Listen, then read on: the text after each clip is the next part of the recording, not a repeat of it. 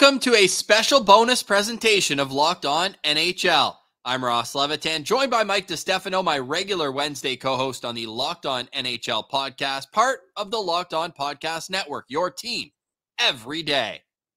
On today's special edition of the show, we'll lay out the single most interesting thing about each team in the Eastern Conference going into the 2023-24 NHL season, as outlined by the local hosts of the Locked On NHL Network. We've got impact players, dominant storylines, and what's at stake for all 16 teams in the East. And for the full rundown of the 5 things you need to know about every NHL team, be sure to watch the 2023-24 NHL season preview playlist on the Locked On NHL channel. And with that, Ross, let's dive into the most interesting thing about every single team we got in the Eastern Conference. And we're better to start with the defending Eastern Conference champions, the Florida Panthers, fresh off a run to the Stanley Cup Final. But do the Panthers have any shot in hell in getting back without Sergei Bobrovsky once again? Assuming the superhero from last year, he was unbelievable in the postseason. Armando Velez details why Bob's simply must carry over his postseason play into this season for the Panthers to recapture that magic. Who figures to be the most important player on the Panthers this season, and what makes them so critical to the team's success? It has to go to the $10 million man in Sergei Bobrovsky. And listen, the Panthers, when they signed Sergei Bobrovsky on July 1 of 2019, there's a lot of questions on giving him that amount of money for the 7 years. But the Panthers are already halfway through that deal and this was the last 2 seasons for Sergei Bobrovsky have been his best. Franchise single season record in wins in a regular season with 39 in the President's Trophy winning season. Has a .901 save percentage in the regular season in 2023, but then really exploded through the postseason with a .915 save percentage. And that's where he had games where the Florida Panthers gave up 7 goals in Game 2 of the Stanley Cup Final, which Sergei Bobrovsky was pulled after the 4th one, and then 9 goals in Game 5 of the Stanley Cup Final as well. But really, really exploded throughout the 2nd and 3rd round to really be the leading front runner for the Florida Panthers in as far as Conn Smythe favorite through the first 3 rounds. But the question is that performance going to be the same going into this regular season? Alex Lyon is no longer in the mix for the Florida Panthers after he signed a deal with the Detroit Red Wings. Alex Lyon was a good reason why the Florida Panthers made this run to the postseason to begin with. And Spencer Knight is back from the Players Assistance Program. And Sergei Bobrovsky is a year away from his no-move clause becoming a 16-team no-trade clause as well for the Panthers. So this is a very important season for Sergei Bobrovsky as far as continuing to build on what he did in the Stanley Cup playoffs this past season. Thanks to Armando Velez. For more from him, you can Locked On Florida Panthers wherever you get your podcasts, including on YouTube. Now, with the Florida Panthers, interesting note, they were 2nd in the NHL last year for most goals by a defenseman. They had 53. Only the Carolina Hurricanes with 59 had more. So they get offense from their back end. But do you agree with Armando that they're going to need to help out Sergei Bobrovsky in their own zone just as much if they want to have a successful year? 1000%. You saw when that guy's cooking, that's a completely different hockey team, right? When he wasn't playing well, they weren't even in a playoff spot. It had to be the Lion King who came through and clutched late in the season for them. And then he found his game and obviously brought it all the way to the Cup Final. Obviously, Tkachuk is going to be a big part, but they're dealing with some injuries on the blue line too. So it'll be interesting to see if they can kind of weather the storm the first month or two until they get, I think, Montour and Ekblad both dealing with some injuries. So it should be interesting to see how this team can kind of get through the first couple of months for Florida. And that Stanley Cup hangover isn't always just the team that hoists it. Going through the rigors of 4 rounds can, leave a mark injury-wise on any team. How about the team that the Panthers started their miraculous run to the Stanley Cup Finals with? The Boston Bruins. They're coming off their best regular season and the best one the NHL's ever seen. But they also seem primed for regression after the departures of the now retired Patrice Bergeron and David Krejci. So what's Boston's plan to replace them down the middle? Ian McLaren of Locked On Bruins has more. So the storyline, I think, for me and others outside of Boston, we know that Patrice Bergeron retired after such a glorious career, and David Krejci soon followed after. who's down the middle right now at training camp with the Bruins? Yeah, I mean, if you look at the Bruins in net and on defense, I would say they're still one of the better teams around the NHL. But if you look at them just in terms of center depth, you'd struggle to see them as a playoff team, with Charlie Coyle and Pavel Zacha now penciled in as the top two centers. Those guys did play pretty well in those roles in games 1 through 4 against the Florida Panthers in the playoffs, but a really small sample size. And there's very real questions about whether those two guys can carry the load in the top 6 over an 82-game season, much less through a long playoff run. They brought in Morgan Geekie as well from Seattle, who's penciled in to play on the third line. Going to be relying on some younger guys maybe in the fourth line. I mean, best case, perhaps they're able to acquire a bona fide top 6 guy sometime before the trade deadline and bump Coyle back down to the third line, or Zacha to the wing, where they're perhaps a bit better suited. But yeah, that's going to be a huge question for the Bruins all season long. It's going to be interesting without Bergeron in the fold, Krejci to a little bit of a lesser extent, but certainly the lack of center depth that this team has always had is going to be a big time difference from the teams in the past decade and a half almost, when you look at how strong this club has been. So it'll be interesting to see how the Boston Bruins can rebound after their big-time season. Sticking in the loaded Atlantic Division, my Toronto Maple Leafs broke through, finally won a series last year against the Tampa Bay Lightning, only to get wiped out by the Panthers in 5 in round 2. After a change in GM, Sheldon Keefe, he got an extension, but they decided to run it back with the boys on the ice. Here's my co-host of the Locked On Leafs podcast, Dave Morisuti, on whether or not it's conference finals, cup or bust. What's going on with Dave and the Leafs? Oh, really looking forward to seeing what they have for an encore after winning a round in the postseason. What's a successful season? I know if you ask just, Joe from Scarborough or, Matt from Markham, it's always the Stanley Cup. But is that a realistic goal this season for the Toronto Maple Leafs? I mean, they finally won a round.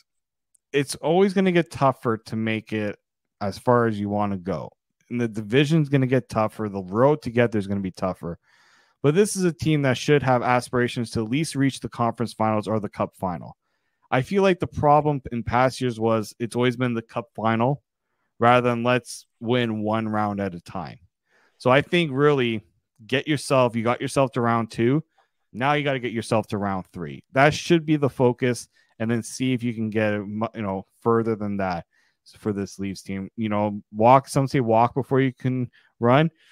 They've been walking a little too slow lately. They got to really start showing some progress. I want to see this team get to the conference final and break out and get to that cup final, but let's let the conference final be the main goal right now. You can always listen to Locked On Maple Leafs wherever you download your podcast. Also free and available on YouTube. Dave and Mike do a great job over with that other team in Ontario. But Mike, is that a fair assessment, do you think, from Dave? Just focus on the task at hand rather than the ultimate goal? Well, that's what they say, right? In the locker room, take it one game at a time, one day at a time, a series at a time, and then hopefully the wins follow. And I think for sure, when you look at a big picture, though, it's a team that is in a window to win a Stanley Cup. So I think that's absolutely, when you're looking big picture, I think it is almost, let's get to ourselves in a long playoff run. Cup or bust is probably a good assessment of, how the Maple Leafs feel they need to do this year. Well, the Maple Leafs window will at least stay open for another 4 years after Austin Matthews signed an extension. But in Pittsburgh, there might be even more need to get it done sooner rather than later. The Penguins were one of the busiest teams this summer. They brought in Kyle Dubas from the Toronto Maple Leafs, and then they started mopping up Ron Hextall's mistakes, bringing in 3-time Norris Trophy winning defenseman Erik Karlsson. Hunter Hodes details how Dubas and Karlsson have given the aging Penguins more life. Now, there were a few of them, but what would you say was your team's most significant offseason move and why? On the ice, that's Erik Karlsson. The Penguins really didn't have to give up much to get him, to be honest. It was a classic give up all of your bad players for that one good player. And Kyle Dubas was able to do that masterfully. Now the Penguins have 2 number 1 defensemen at their disposal for this upcoming season. Chris Letang and Erik Karlsson are going to probably be on the ice for 80 to 85% of every game. The bottom pairing will take up that other 15 to 20%. They'll play like those 9 to 10, 11 minutes. And then Erik Karlsson, Chris Letang, they'll play those 25, 26 minutes a night. That is by far the biggest move. It's going to help their offense a lot. Yes, the top 6 is going to be counted on to score a lot of goals, but you can throw Karlsson in there too because he's going to drive quite a bit of offense when he is on the ice. Off the ice, that is Kyle Dubas, the new president of hockey operations and general manager. It's probably not new. He was hired back in June. We're recording this just before the season starts, so it's been a little over 3 to 4 months at this point since he was brought in, and he has changed the Penguins up in so many ways on and off the ice. He's built a very robust front office. He's made a lot of moves to the bottom 6, defense, brought back Tristan Jarry, all this good stuff. And he is shaping this team in his image. And I think right now this team is better heading into the season than it was last season. Those were the 2 big moves. And that's the Pittsburgh Penguins, man. Mikey, it's going to be probably one of the most fascinating teams to watch in the NHL this season. Yeah, do you think that the bounce back from Karlsson is sustainable? I think that's going to be key. I mean, they brought him in to be the guy he was a season ago, but you think back to where he was, as little as 2 years ago, wasn't nearly the same player he was last season. I'm curious if he can continue to play like a Norris caliber defenseman going forward. My biggest question mark there is we've seen this once before. When he got to San Jose, Brent Burns was the no doubt number 1 offensive defenseman, and it didn't seem to jive. It's not a coincidence, in my opinion, that Karlsson's best year offensively was after Brent Burns had moved on to Carolina. So now with Chris Letang, it almost feels like you've got 2 similar defensemen. I just want to know how it works. I usually prefer to have maybe a little more of a yin-yang where you have the offensive guy, the defensive guy as your top 2, but it'll be interesting to see how it works with these 2 being pretty much a carbon copy of one another stylistically. Yeah, absolutely. I think I probably would give the nod to Karlsson. Letang's dealt with a lot of injuries of late and health issues. That's, maybe seen his game take a bit of a dip. So I think that's another reason why they want to bring in EK65, hopefully to shore up that blue line.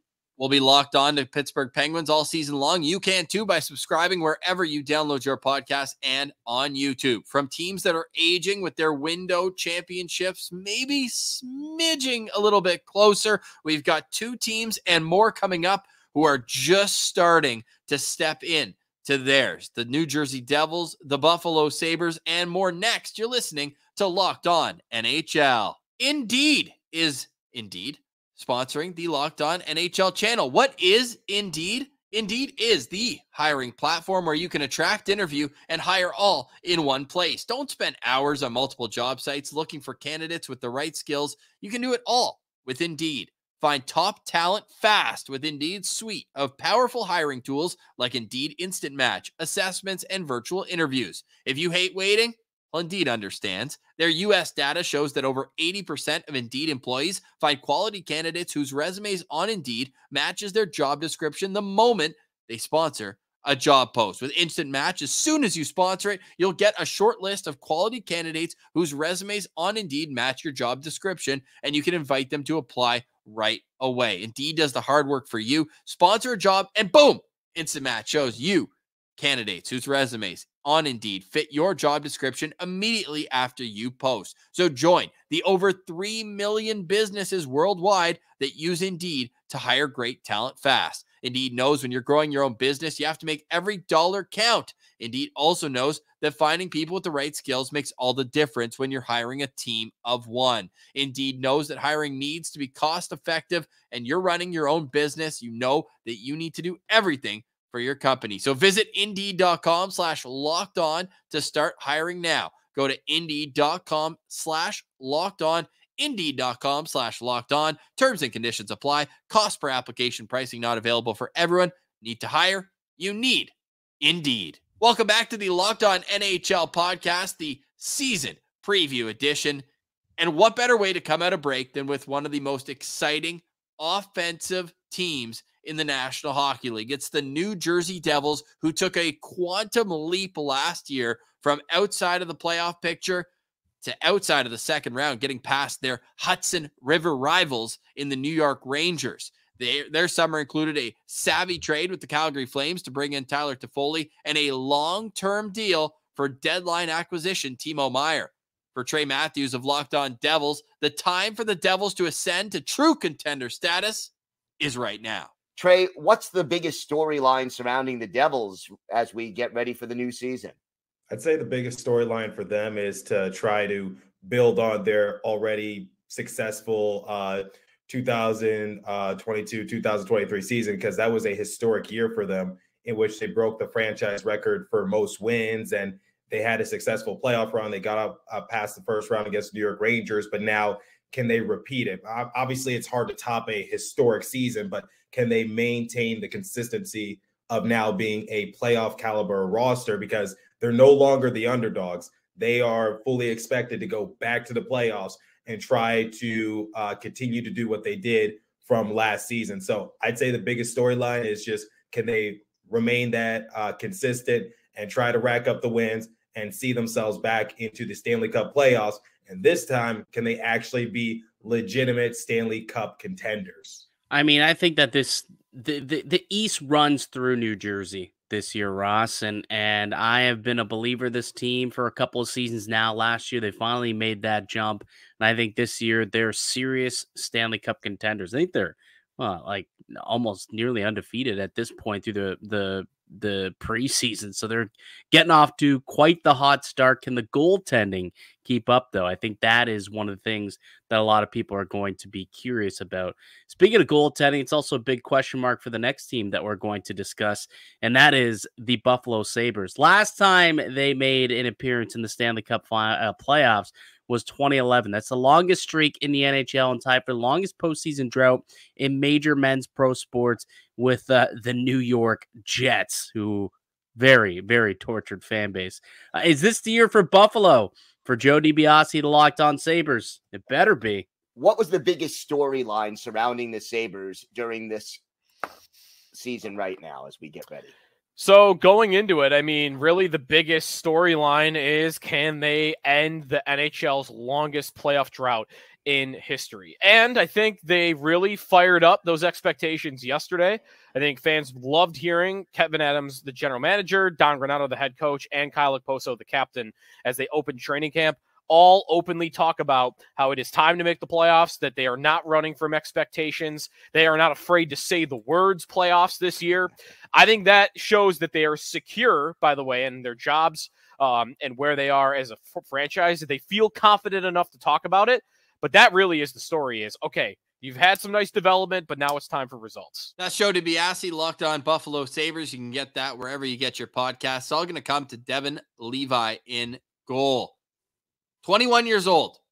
The most wins by a goalie under 22, 30-ish. I believe it was Matt Murray back in 2016-17. And he already had a Stanley Cup ring by the time he played his rookie regular season in the National Hockey League. I love the prospect. I think Levi is going to have a fantastic NHL career. But to me, the Buffalo Sabres, with the stacked prospect pool that they have, really missed by not going out there and getting, at least on a short-term deal, a legit number one option in goal. Yeah, and there's still time to do it, right? If they really are serious about ending that playoff drought, like Joe said, maybe you do put a phone call into the Winnipeg Jets and try and, get Connor Hellebuck out of there and get yourself that true number one goaltender. It'll be interesting to see if they do make a move between the pipes at some point this season. They had Craig Anderson last year as kind of a stopgap. I think they need Ukko-Pekka Luukkonen to take a huge step if they are going to get in to the contender status. Because it's one thing to end this playoff drought. It's another thing to be a true contender like the next team we have on the docket, the New York Rangers. Mike, we've spent a lot of time last season. We're going to again this year talking about the New York Rangers, because when you have arguably the best goalie in the National Hockey League, a Hart Trophy finalist, not this year, but last, and a guy who is a perennial Vezina candidate in Igor Shesterkin, you're going to be at the top of the standings. That's been the case for the New York Rangers, but they haven't been able to get it out of the postseason this last year after a conference finals run 2 years ago. They bowed out to the New Jersey Devils, and it got Gerard Gallant fired. Can Peter Laviolette, a no stranger to the back of an NHL bench, get a talented Rangers team back among the East upper crest contenders? John Chick lays out the case for that, why that might just happen. What do you think is the biggest story surrounding the Rangers as we head into training camp and the season ahead? Yeah, to me, there's two, and they're kind of connected, and I'll explain how momentarily here. But I think the first one of those two is, obviously a new coach in Peter Laviolette. The Rangers 2 years ago had that awesome run under Gerard Gallant, and then obviously a very, very disappointing and premature end of their season this past year. They bring in Peter Laviolette, who's kind of a fiery, no-nonsense coach, and they're trusting him to get them to that next level. And I think the other thing, and this, again, kind of goes hand in hand with the hiring of Laviolette, is trying to get those young players, specifically Kakko and Lafreniere, even Philip Hedl to a lesser extent. Hedl had a mini breakout season, but I think there's more in the tank for him as well. And just going to be an interesting situation. Will all or some of those guys play in the top six? Will they be a part of the power play? If they're not in the top power play unit, will they get more time on the ice on the second power play unit? There's a lot of different ways it can go. Do you want to move Lafreniere to the right wing? So, Laviolette, he has had success with young players in the past. You go back and look at the rosters of some of the teams that he's taken to the finals, and a lot of them had some young players who, either went on to have great careers or in some cases still having great careers. And so I think that's encouraging. And it's one of the things that kind of sold me a little bit on Laviolette this offseason, because I was a little bit so-so. I'm used to seeing him coach other Metro Division teams, including your Islanders, Gil. I'm starting to warm up to him a little bit, and like I said, he's going to be charged with getting this team to the next level, and certainly those young players, helping them take the next step forward as well. Those are our Rangers, Ross. You and I on the Locked On NHL podcast have been believers of this team for a couple years now, and they've yet to put it all together. Is this the year that the young kids take that next step? What do you think? Can Lavi get the young kids to buy in? Kakko and Lafreniere, can those two take the next step this year and really help put this team over the top? That's the X factors for me, because what you're going to get in goal. You have a number one defenseman in Adam Fox. Andre Miller's proving to be every bit as good of the top pair defenseman. But what kind of secondary offensive attack can they get behind the top line of Mika Zibanejad, Artemi Panarin, and, well, whether it's Chris Kreider, or we could see Blake Wheeler play a big role in the team as well. Yeah. $800,000, and I am expecting over 50 points from Blake Wheeler. But yeah, for this team to reach the level it wants to, being a cup contender, Alexis Lafreniere needs to take the next step in his career. 39 points, a career high, mind you, last season, but 0 points in 7 playoff games. Now, if I gave you an over-under really quickly on Laffy's season, and I tell you, so last year, career high, 39 points in 81 games. If I set the number at 54.5, what are you doing? I'd go under. I was struggling at 50.5, so 54. Really? So you're not high on Laffy having his big breakout? I don't think so. I mean, he's kind of got to prove it to me for me to be a full believer. And then you look at it as well, the way that it's set up right now, he does have an opportunity to succeed. He's been skating with Mika Zibanejad and Chris Kreider in training camp. So I think they're going to give him every opportunity to succeed. And that's why I almost hesitated. But until he proves it, I don't know, man. I haven't seen enough consistency at the NHL level. Well, from a team that hasn't been able to get it done over the last few years to a team that has in the Tampa Bay Lightning, it's been a different preseason for them, though. Some may say they've been the losers of preseason so far. In the East, you've got Steven Stamkos talking about the weirdness going on with his future in doubt in Tampa Bay, hasn't gotten a contract extension. Andrei Vasilevsky's out for the first couple of months of the regular season. Here's what Locked On Lightning's Adam Denker makes of the significant injury for a team whose window might be starting to close here. Adam, what's the biggest storyline surrounding the Lightning entering this season? Well, the biggest story now, Gil, actually announced today, right before we recorded, that Andrei Vasilevsky will miss the first 2 months of the season after getting a hernia removed in his back. So that's obviously going to dominate the Lightning for the first 2 months. Now, they do have some good goaltending talent. Hugo Anafelt will probably be up at the NHL level to help out. But yeah, Vasilevsky missing out on the first 2 months. That's going to be an interesting test for the Tampa Bay Lightning, trying to get back to the Stanley Cup Final. Ooh, that's a tough one because they've had so much success recently, but I don't know how they're going to battle through. I appreciate his optimism about what's left in the goaltending pipeline in Tampa. I don't see it that way. I think if Tampa wants to get serious, they need to get a goalie before the regular season. 100%. And like, there's a lot of options out there. You know, here in Toronto, we keep talking about how Martin Jones would be kind of a perfect solution for that problem that they have in Tampa, a league minimum goalie who has been a starter in the past, who you might be able to get a solid, couple of months, string together some games and stay afloat, because it's the start is going to be key for this Tampa Bay Lightning team. You look at this division, they've gotten significantly better over the course of the last couple of seasons. This is the year we're expecting Buffalo to take the jump. We're expecting Ottawa to take the jump, and maybe Detroit could be a little bit better as well. So, there's a lot of teams that'll be looking to make them basically look at this injury, and they're salivating, licking their lips, thinking if we can get some points early, put Tampa in a bind, maybe there's an opportunity here for an extra playoff spot if Vasilevsky's, injury lingers even when he does get back, and they don't get full-on all-world goaltending until the new year. Could be an opportunity for a team to take advantage in that division. Andrei Vasilevsky, one of the rare NHL goalies that consistently plays 60 or more games. He has 60 starts this past season, 63 the year before, and it's also the first year in a long time that he doesn't have a veteran behind him. Brian Elliott has moved on. Jonas Johansson is the scheduled backup for now in Tampa. Now, when you looked at the offseason for the Carolina Hurricanes, I don't think anyone would have thought, hey, they need more elite defensemen. They already have Jacob Slavin, Brett Pesce. The list goes on with Brent Burns in the mix as well. But what did Carolina do? They went out and landed the biggest defenseman on the market, signing Dmitry Orlov to a 2-year deal with a cap hit just under $8 million per. But as Jared Ellis from Locked On Hurricane says, it's still Jacob Slavin that makes the deepest blue line in hockey tick. So I always find the Hurricanes interesting because they're a team that's built on the sum of its parts. They don't necessarily have that one player who has 20 more points than everybody else. Everyone plays a role. But to you, Jared, who is the most important member of the Hurricanes for them to have a successful upcoming season? Well, like you said, they are some of their parts. Everyone has their role and everyone plays it really well. But I tend to always go back to the same guy when this kind of question gets asked, And I got to say Jacob Slavin, because he is the best defensive defenseman in the NHL. He does not get a lot of recognition. He's not a super flashy player. He doesn't put up a bunch of points.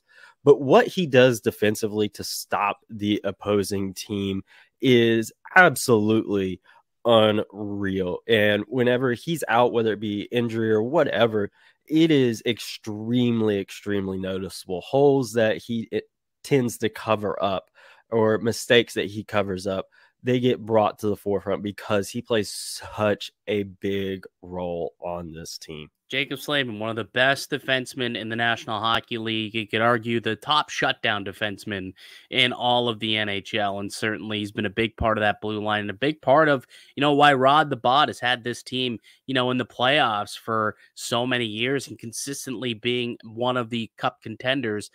You think this could be the year, though, for the Carolina Hurricanes?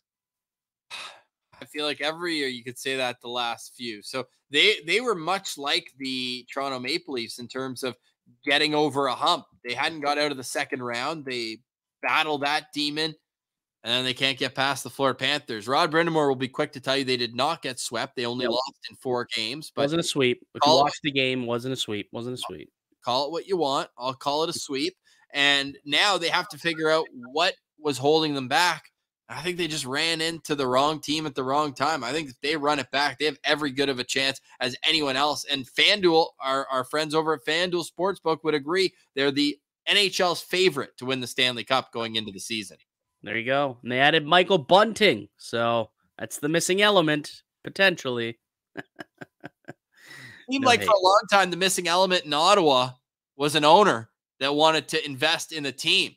But now along with an exciting forward group, a full season of Jacob Chikrin, and brand new starting goalie Joonas Korpisalo wearing the greatest goalie mask in Sens history, Brandon Pillar details that it's actually Michael Andlauer that has Sens fans feeling hopeful for the future. What is the biggest storyline surrounding the Ottawa Senators this season? Well, Seth, for me, the biggest storyline surrounding the Ottawa Senators this season is new ownership. Like in the NHL, new ownership doesn't come around very often. The Senators sold for $950 million to Michael Andlauer, the biggest NHL team sale ever recorded. That surprised everyone. And Michael Andlauer comes in here with pedigree and the hope that this franchise will finally have some stability as far as ownership goes. He has a championship in the OHL with the Hamilton Bulldogs. He was a minority owner with the Montreal Canadiens. He said he's glad, or his wife said she's glad to get rid of all his Habs stuff, and Sens fans were glad to hear that too. He's officially an Ottawa Senators fan and owner. And just in his press conference, he hit on a lot of the right stuff. The new arena is going to be focused on the fans. He's going to be focused on bringing stability to the ice. And he's already added in some additions to this front office, bringing in the analytics team, bringing back a lot of people that have had success in the Ottawa Senators organization as far as management and executives go. So really, this is the beginning of a new era for Ottawa Senators fans, as we're hoping that with a new owner with clear goals on bringing a better team on the ice and engaging fans more will bring much more stability and make this team fun to root for again. And since that was recorded, they've expanded the front office even further, hiring Steve Staios as president of hockey operations. Staios got his start in management after an NHL career that spanned over 1,000 games with your Toronto Maple Leafs, Mikey. And it's always seemed like his name in the last couple of years was coming up as one of those next guys who was going to take a step. Yeah, the big thing with this team, as you very well know, covering this team on a daily basis, is the first 6 weeks are going to be so important for this club. You look at the last 3 years, they dug themselves way too deep of a hole to climb out of it. This year, they can't afford to do the same, because with new ownership comes definitely new expectations. And if things don't go well in the first 6 to 8 weeks of the season, I'd imagine there could be some changes afoot, Ross. Yeah, and it seems right now that Pierre Dorion's taking on the day-to-day operations. Staios said in his most recent media availability that he's just kind of watching, right? It's almost like, hey, here's the rope. Like, do what you want with it. It's your decision right now. And there's two major ones that are going to happen soon. Shane Pinto is one of only a couple RFAs still unsigned. And what makes that even more peculiar as a 21-year-old that's scored 20 goals, 35 points last year as a rookie, is he had to play in the top 6 last year because Josh Norris missed a whole year due to injury after a 35-goal season that earned him a huge payday. But he hasn't played in the preseason yet because he aggravated that beforehand. So now you could be without your second and third line center going into the season. That would be a huge question mark for me as a team that needs to get out to a hot start. Certainly would. And really quick, for those who are longtime listeners of the podcast, can we get an update on the Pinto Caulfield goal ticker? Yeah, it's actually probably not as lopsided as many would think, because Caulfield can't play a full season. So it's very interesting to track that. And I believe the tweet said more complete player. And if we want to look, I think it's pretty chilly up in Caulfield's neck of the woods. But no, all that to say, it is something that I'll stand by. I think Shane Pinto's a heck of a player. Those two played on the same team once, and that was at the World Juniors, where Shane Pinto was named the best forward at the tournament, and they were 1-2 in Hobey Baker voting, where Caulfield got the edge on him there. So anything to spark the Sens Habs rivalry, I'm all for it. And that's just one way that I like to do that. Otherwise, showing them who went third and who went fourth in 2018 with Jesperi Kotkaniemi going 1 pick before Brady Tkachuk. But enough of the rivalry, discourse. I feel like we do still have to get in to the Montreal Canadiens. We have to get in to the Capitals, the Detroit Red Wings, who took Alex DeBrincat off the Senators' hands this offseason. That's all next. You're listening to a bonus season preview edition of the Locked On NHL podcast. And Today's show is brought to you by FanDuel. Snap into the NFL season with FanDuel. It's America's #1 sportsbook right now. New customers get $200 in bonus bets guaranteed when you place a $5 bet. That's $200 in bonus bets, win or lose. If you've been thinking about joining FanDuel, there's no better time to get in on the action. The app is super easy to use. There's a wide range of betting options. You can bet on the spreads, player props, over-unders, and more. And with the NHL season just around the corner, you can obviously bet on that as well. So visit FanDuel.com/lockedon and kick off the NFL season and the NHL season. Heck, the NBA season. You got the MLB playoffs as well. FanDuel, official partner of the Locked On Network and the NFL. Welcome back to the Locked On NHL podcast bonus season preview edition, where we're hearing from all local experts on the biggest stories surrounding every team in the Eastern Conference. A reminder that you can like and subscribe to any of the Locked On NHL YouTube channels Monday to Friday, 5 days a week. We got you covered on each and every team and each and every historical milestone. And at this point, it feels like the Washington Capitals mostly exist to just help Alex Ovechkin beat Wayne Gretzky's all-time goals record. But of course, there's a future beyond Ovechkin that the Caps need to lay some groundwork for as well. Will new head coach Spencer Carberry succeed in doing so with a younger cast of Caps around Ovi? Dan Holme of Locked On Capitals has more on that. And what is it that he brings to the table that's going to be different from the philosophy we saw last year, for example? The biggest thing is that I think there is a mandate to win a Stanley Cup, of course, but also to finally bring along a lot of the youth that the previous coaches before him did not. Peter Laviolette and Barry Trotz and Reardon. There was some reluctance to bring along some of the young players, and we know that Spencer Carberry has a rapport, being that he was the head coach of the Hershey Bears and the ECHL Stingrays as well. It's going to be interesting. Spencer Carberry's a guy I know very well. Spent the last couple of seasons with the Toronto Maple Leafs. He's a brilliant offensive mind. He really helped bring that power play to life in Toronto the last couple of seasons, being ranked first his first year in the with the team, second last season. So I'd imagine he'll bring, that same offensive mindset to the Washington Capitals. And when you got a guy like Alex Ovechkin on that team, it definitely is let's just say an offensively driven coach, probably a good thing to have here. 72 goals, by the way, separate Alex Ovechkin, who is second on the NHL's all-time list, with Wayne Gretzky. 72 goals. I say he does it. Hot take. I've been saying that for like 5 years, though, to be fair. I've been on the Ovi train forever, and he just keeps on chugging. I mean, he's not going to do it this year, but he will do it for sure. He had 42 goals this past season, so 2 more like that, and he's got it in the bag. 50 goals, not this year, but last. This guy can still put the puck in the back of the net. But how much will that cost the Capitals? I know it sounds counterintuitive, but it feels like they spend so much time trying to tee him up on the power play. We know it's still an elite weapon, his one-timer from that Ovechkin circle. But I feel like it's one of those things where everybody knows it's coming, and now 10 years in, they're 15 years in, 18 years in, they're starting to be able to stop it.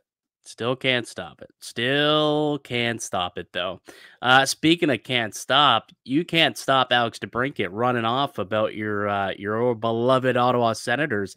He was one of the biggest names on the move this summer, with the Red Wings landing the former 40-goal scorer from the Ottawa Senators, a move that seemed to signal it was go time for the Red Wings. They'll look to kind of get out of this long rebuild and try and be one of those teams to make the playoffs. DeBrincat should help on that end. But for Brian Fisher, it's former Calder winner Mo Seider who holds the keys to unlocking the Yzerplan's grand vision for the Red Wings. Who figures to be the most important player on the Red Wings this year, and what makes him so crucial to the team's success? So there are, again, I'm going to cheat a little bit. Obviously, again, Alex DeBrincat, because again, like I said, goal scoring was a huge thing. If you can get between 35 to 40 goals, then it's going to be a huge success for the Detroit Red Wings. You lost Dominic Kubalik in that trade. So that's 20 goals that he had last year that, Alex DeBrincat's going to need to step up and then replicate as well. But if I'm going to go defensive side of things, I would say Moritz Seider too, because he is the backbone of the defensive core right now. You need him, as great as he was in his rookie year, struggled a little bit early in his sophomore season before figuring it out and being great again in the second half of to the 2022 season, he needs to take another step forward in his development. He needs to become, not that he isn't already, but he needs to consistently become that number one defenseman. And I would almost argue a star defenseman in this league. There's not a lot of really good two-way defensemen left in the NHL anymore. A lot of the NHL defensemen that get a lot of the hype are like your Cale Makars and your Adam Foxes, guys who put up a lot of points. Rasmus Dahlin, again, to go back to the Buffalo Sabres. But Moritz Seider can do it both. You know, in his rookie season, he put up 50 points. If he can put up north of 50 points, but also be this stellar defenseman in the back end like he has been the last 2 years, then, I mean, that's a win. So that's why I think, to answer the question, as much as Alex DeBrincat is a need on the offense, Moritz Seider becoming the star defenseman this team so desperately needs is also a huge need as well. I'm a huge fan of Moritz Seider. I think he's going to take another step forward. It feels like they finally found a proper pairing for him with Jake Wallman on the other side. That typical, you know, more stay at home and a guy who can just kind of, you know, allow Seider to think a little bit more freely than, say, when he's playing with Ben Sherratt. Yeah, and, you know, they picked up a couple other blue liners too. Jeff Petrie, Justin Hall, Shane Gostisbehere. I always forget that he signed there this offseason. So they kind of revamped that blue line with some veterans, which is an interesting thing to see, you know, this young team doing. And we'll see if it works and pays off for the Red Wings. Yeah, it'll be really interesting, but I think we mentioned it going in. Like, this team's going to hinge on what kind of offensive production they can get, not only from Alex DeBrincat, but is Dylan Larkin an elite number one center in the league, or is he a very good number one center? Because I think very good. I'll answer that question for you. Very good. I think somebody who's, you know, wearing a Dylan Larkin jersey could say he's never had an opportunity to play with that elite talent that now he's going to get the chance to do with DeBrincat. So I'm curious to see what the ceiling is. I've been, you know, the ire of Red Wings Twitter a lot this offseason, having a little fun with the Alex DeBrincat, because I even heard you say it in the intro, Mikey, former 40 goal scorer. I mean, I only saw him score 27, and in 35 losses, 1 goal. 1 goal in 35 regulation losses that the Senators suffered last year. When he scored, they won, but he scored in 24 games out of 82. So it's how consistent can DeBrincat be at putting the puck in the back of the net? If the answer is, hey, he just needed to go home and he can be a plus 40 goal scorer again, then this team could take a huge step in the right direction. That might not be a good stat for your Sens then. I mean, well, it's also he's now going to score 0 goals for them this year. Could be some losses. But anyways, you certainly can't call the Columbus Blue Jackets a boring team, though. They had an interesting offseason, to say the least. They made the biggest coaching splash in probably a long time, hiring Mike Babcock, only to fire Mike Babcock about a couple of days before training camp started. But as Jay Foster of the Locked On Blue Jackets outlines, don't let the Babcock mess distract the biggest story of the Jackets summer. Lucking into Adam Fantilli, big-time prospect, dropping to them at number 3 on draft night. Maybe hoping for a big season out of him. Here's Jay. What do you think was the team's most significant offseason move, and why? And let's keep away from coaching, I guess, for this question. Yeah, I actually, I don't think that the coaching has kind of been the biggest impact. I think for me, the biggest impact has to be Adam Fantilli. The Blue Jackets have a legitimate number 1 center for the first time, maybe in franchise history. You know, like, you could argue that it was Dubois for a minute. You could argue that it was Ryan Johansson for a minute. Fantilli is better than both of those players, I think. And somehow he fell to 3rd overall. He would go 1st overall in basically any draft of the last 10 years, apart from McDavid and Matthews. He's good. He is next level good. He's not Connor Bedard, but very few people are, you know, so to get him at 3rd is unbelievable. He solidifies this team down the middle. He gives them yet another strong top 6 player to mix in with that youth, like Ken Johnson, like Kirill Marchenko, who both had excellent rookie seasons. And I think Adam Fantilli, I'm booking him in for 30 goals, 30 assists, a 60-point season. I think he's going to challenge for the Calder. Let's go, challenging for the Calder. That's Jay Forster of Locked On Columbus Blue Jackets. Follow and like that show wherever you download your podcast as well. Mike, I'm taking Connor Bedard against the field, but hey, knock on wood, that's barring a full season of health. We wish we got that from Connor McDavid, who missed half his rookie season after that. Brendan Manning, the only reason I know that name, took out the collarbone. But outside of health, I don't know how it's not Bedard's, but man, Fantilli made a huge impact in rookie camp. Looks like he and Patrick Laine developing some chemistry on and off the ice. I think they're roommates, if I'm not mistaken.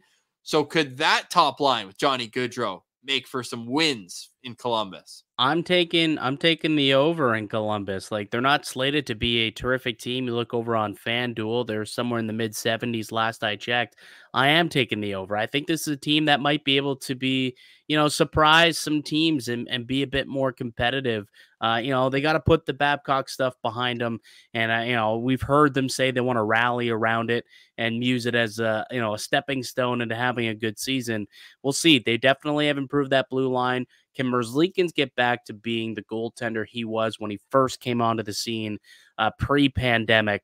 That's going to be a big question mark for the Blue Jackets, I believe. And if they can get some good goaltending, I think if Gaudreau settles in, you get Laine going, there's some pieces. This team could make some noise and maybe be a surprise, playoff contender. Not going to quite go ahead and say cup contender, but I think they could contend for the playoffs. They'll be in the mix there with the Ottawas, Detroits, and Buffaloes, I think. That's your hottest take of the day, Mike, but I'll let you have it. Now, a team that's looking to get out of the rebuild to one that's really in the middle of it. Chuck Fletcher out. Keith Jones, Danny Briere in.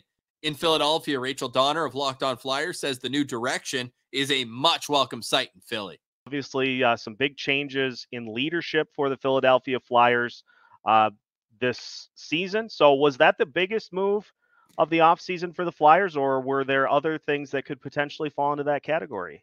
Yeah, I'd say that's the biggest meta move that the team made. Obviously, hiring Keith Jones as team president and Danny Briere as GM, both former Flyers, familiar with the team culture, and ushering in, according to their marketing department, a new era of orange for the team. And I think as far as more significant moves that they've made, I think they did sort of establish a new tone for what they're trying to do with the organization. And I think the two biggest moves were trading Ivan Provorov away. I think, when you trade your number one defenseman away, you signal the rebuild. The big R word is actually here, and they're not afraid to say it.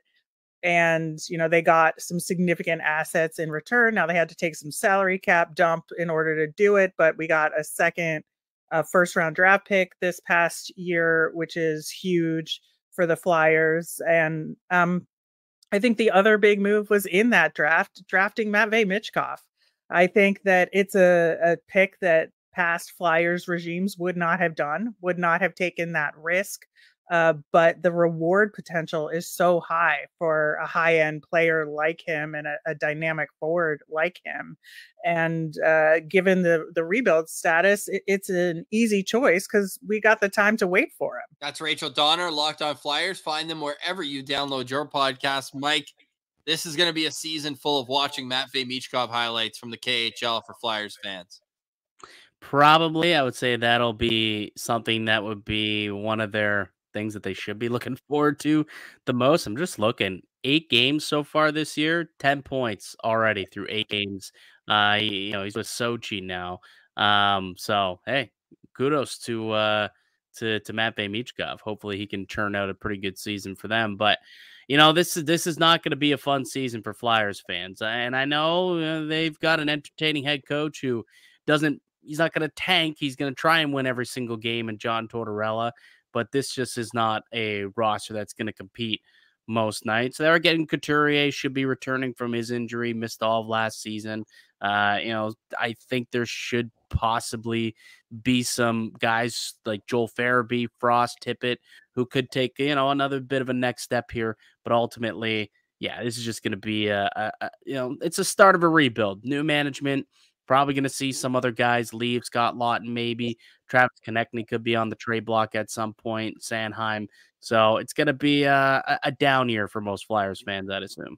Yeah, it certainly will. And a lot of Habs fans wanted to take Matvei Michkov at 5th overall. They end up taking David Reinbacher. Michkov goes 7th to the Philadelphia Flyers. But the Habs made what I believe is a wise decision, sending Reinbacher back to Switzerland for another year, not rushing their star defensive prospect. And that to me symbolizes that the rebuild is still well in its depths. They're still in the draft and development stage. No surprise there. The first team in NHL history to finish 32nd overall in the Seattle Kraken's first season.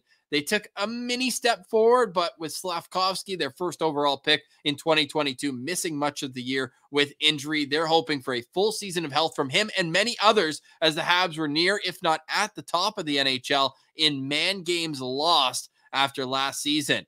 Scott Matla of Locked On Canadiens says a veteran D-man will have an outsized importance for a team looking to make small steps forward this season.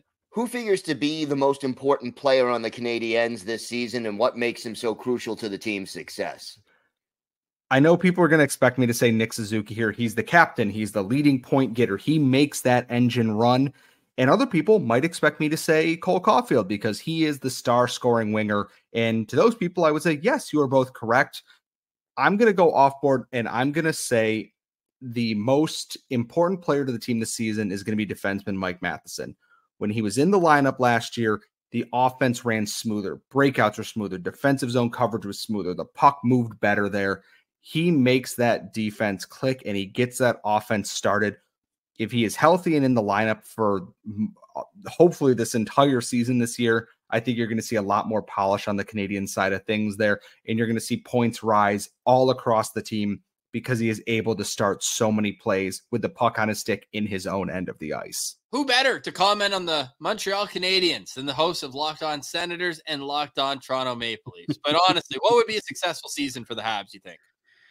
Well, healthy. I think if they can all stay healthy, Cole Caulfield especially, get through a full 82 or 80 at the very least, pot himself 40, 45 goals. I think Yuri Slavkovsky, getting a full season out of him, can he take some positive steps after going number 1 overall a year ago? I think those two players, you just want to see them continue to progress. That would probably be it for me. Can some of those young blue liners also kind of start to take those next steps? There's high praise for, Caden Gooley apparently looking pretty good in camp. Can he continue it on to the season? Arbor Jackeye, saw him playing the other day against the Maple Leafs. I know he's mostly known for punching dudes in the face, but he's actually a decent defenseman. He's got some weirdly has some offensive instincts in him as well, jumping up into some rushes and getting some shots off. So I think it's going to be a year of some of these young guys hopefully progressing. That's what they want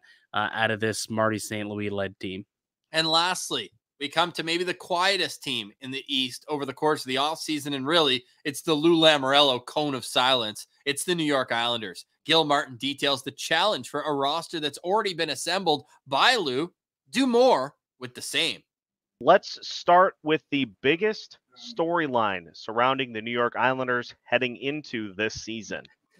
I think the biggest storyline is that the cast is the same, and now it's a question of whether or not the same group of players can get better results. Now, the Islanders themselves, the players, the organization, they're saying, well, it's not exactly the same. We had Bo Horvat only for February till the end of the year.